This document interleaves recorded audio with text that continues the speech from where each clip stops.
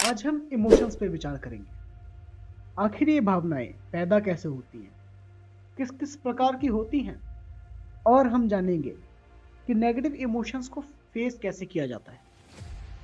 हम सभी ने कभी ना कभी नोटिस किया है कि हम कई बार अपने अनकंट्रोल्ड इमोशंस के चलते कुछ ऐसा कर बैठते हैं जिसका हमें बाद में रिग्रेट होता है। हमारे जेल्स ऐसे लोगों से भरे हुए हैं जिनका खुद की भावनाओं पे कोई नियंत्रण नहीं। तो चलिए समझते हैं कि ऐसा क्यों होता है। मान लीजिए जब आप छोटे थे तो आपने कोई गलती करी और उसके बदले में आपके पिताजी ने आपकी जम की पिटाई लगा दी। अब जब आप बड़े हो जाएंगे और आप किसी को वही गलती दोहराते हुए देखेंगे, आपका भी पहला रिएक्शन गुस्सा ही होगा और काफ़ी चांसेस है कि आप भी वायलेंस ही करेंगे, जो कि खुद में एक बड़ी गलती है।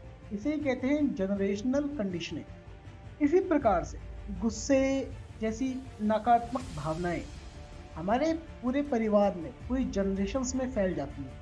अब मान लीजिए आपने वायलेंस कर दिया और आप चले गए जेल, तो इसका फर्क आपकी बीवी और आपके बच्चों पे क्या पड़ेगा?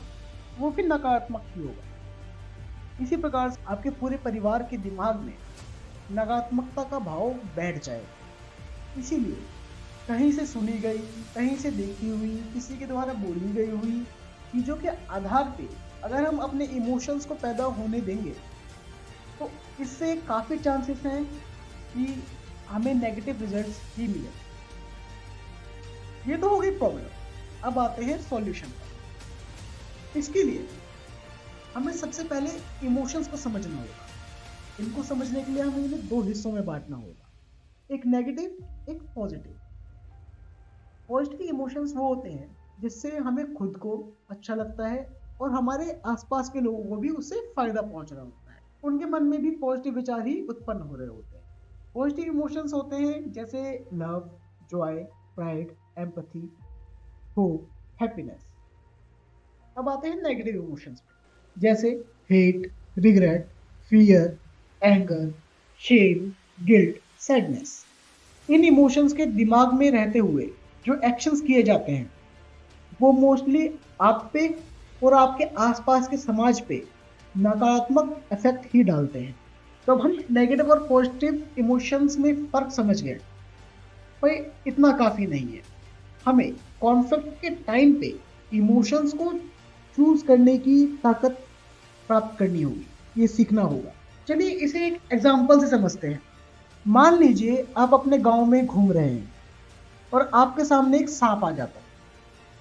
आपके दिमाग का पहला रिएक्शन डर होगा, क्योंकि बचपन में ही आपके दादाजी ने आपको सांप से दूर रहने के लिए बोल दिया था। यही डर गुस्से में तब्दील हो जाएगा थोड़ी देर और आपको उस सांप को मारने के लिए उकसाएगा। पर हम जानते हैं कि वायलेंस या जीव की हत्या करना एक नकारात्मक कर्म है और इससे कभी किसी का ना फायदा हुआ है ना होगा। अब आपको ऐसी परिस्थिति में क्या करना है?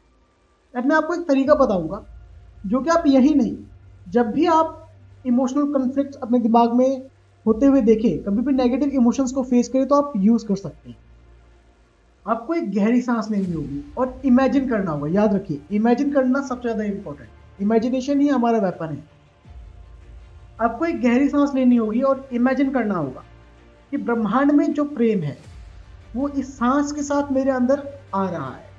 सारी शांति और प्रेम को आपको इनहेल करना होगा और जो भी नेगेटिव इमोशंस थे, चाहे वो डर हो, मार देने की इच्छा हो, या भाग जाना हो, या गुस्सा हो, इस सब को आपको एक्सहेल करते हुए, सांस को बाहर छोड़ते हुए अपने शरीर से बाहर निकाल दें। इससे आप प्रेजेंट मोमेंट में आ जाएंगे।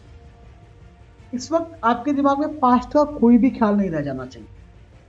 अब आप उस सांप को ऐसे देखेंगे जैसे कि आपने पहली बार कोई ऐसा जीव देखा हो रेंगता हुआ। धीरे धीरे आपका ध्यान उसके शरीर पे बनी लकीरों पे जाएगा।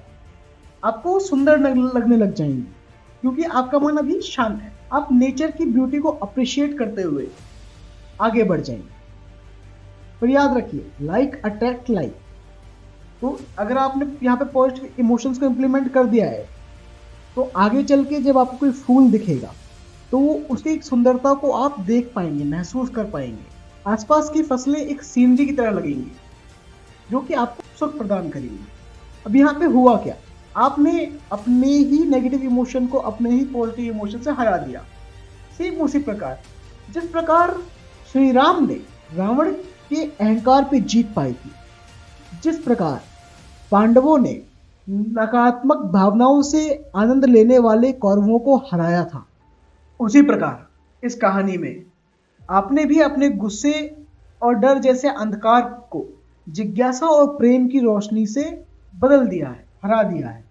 याद रखिए, प्रेजेंट में आ जाना और इमेजिनेशन और विजुअलाइजेशन का इस्तेमाल करने से ही आप अपने आप को नेगेटिव इमोशंस और नेगेटिव माइंडसेट से बचा सकते हैं। और अगर आप ऐसा नहीं कर पाते तो कोई बात नहीं, आपको जेल में इंट्रोस्पेक्शन के लिए काफ़ी टाइम दिया जाएगा, जिसमें आप ये विचार कर सकते हैं कि अगली बार मेरे को कौन से इमोशंस को चूज करना है और किसको नहीं।